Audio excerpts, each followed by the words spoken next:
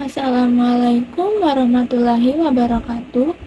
Perkenalkan, nama saya Vina Angeli dengan NPM 204220277, semester 5, Prodi PGSD Universitas PGRI Silampari. Halo teman-teman, hari ini kita akan belajar tentang kerjasama Indonesia dengan negara-negara lain di bidang perdagangan dan budaya. Kerjasama ini ternyata nggak cuma penting untuk ekonomi dan budaya kita loh, tapi juga bisa kita kaitkan dengan pelajaran matematika, terutama dalam menghitung luas bangun datar. Yuk kita mulai. Perdagangan rempah dan hasil alam. Sejak zaman dahulu, Indonesia dikenal sebagai penghasil rempah-rempah seperti cengkeh, pala, lada, dan kayu manis.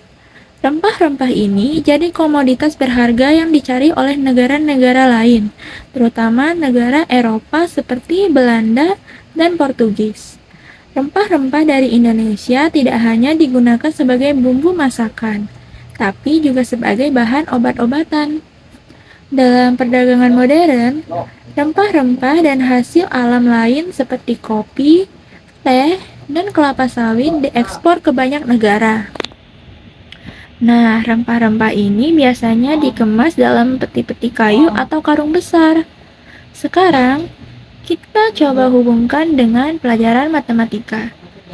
Misalnya, peti penyimpanan rempah yang berbentuk persegi panjang. Untuk menghitung luas permukaan peti ini, kita bisa menggunakan rumus panjang kali lebar untuk bagian atas atau bawah peti, dan mengalikannya 2 kali karena ada 2 sisi. Kita juga menghitung luas bagian depan dan samping, lalu menjumlahkan semuanya. Contohnya, kalau panjang peti 2 meter dan lebarnya 1 meter, maka luas permukaan atas atau bawah adalah 2 meter dikali 1 meter sama dengan 2 meter persegi. Kalau kita hitung seluruh permukaannya, maka kita jumlahkan setiap sisi. Kemudian kebudayaan dan batik. Selain perdagangan, Indonesia juga bekerja sama dalam bidang budaya. Salah satu warisan budaya kita yang terkenal adalah batik. Batik bukan hanya digunakan oleh orang Indonesia, tetapi juga menjadi simbol persahabatan antar bangsa. Saat ini, batik Indonesia telah diakui oleh UNESCO sebagai warisan budaya dunia dan menjadi kebanggaan kita. Beberapa negara lain juga mengadakan acara untuk memperkenalkan batik sebagai salah satu simbol persahabatan dengan Indonesia. Dalam pembuatan batik, biasanya kita akan melihat banyak motif atau pola berbentuk bangun datar, seperti segitiga, persegi, lingkaran, atau belah ketupat. Misalnya pada motif batik kawung, pola lingkaran disusun berulang-ulang dengan bantuan matematika. Kita bisa menghitung luas setiap pola ini. Misalnya, jika ada pola lingkaran dengan jari-jari 7 cm pada batik, kita bisa menghitung luasnya dengan rumus Pi kali R kali R atau 22/7 dikali 7 dikali 7 sama dengan 154 cm persegi. Jadi, dari setiap pola ini, kita juga bisa belajar tentang bangun datar dan cara menghitung luasnya. Kemudian, melestarikan budaya dengan bentuk kerjasama. Selain berdagang dan memperkenalkan budaya batik, Indonesia juga bekerja sama dengan negara lain untuk menjaga kelestarian budaya ini.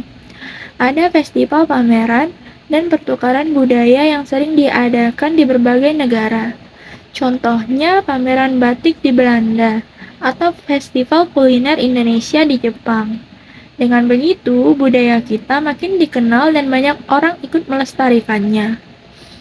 Pada kesempatan itu, bentuk-bentuk bangun datar yang ada di batik dan produk budaya lainnya bisa jadi sarana belajar matematika, karena kita belajar menghitung luas dan mengenal bentuk-bentuk tersebut. Jadi, dari perdagangan rempah dan budaya batik, kita bisa lihat bagaimana Indonesia berperan dalam kerjasama dengan negara-negara lain. Nggak hanya berdampak pada ekonomi dan budaya, tapi kita juga belajar matematika melalui bentuk bangun datar yang ada di sekitar kita.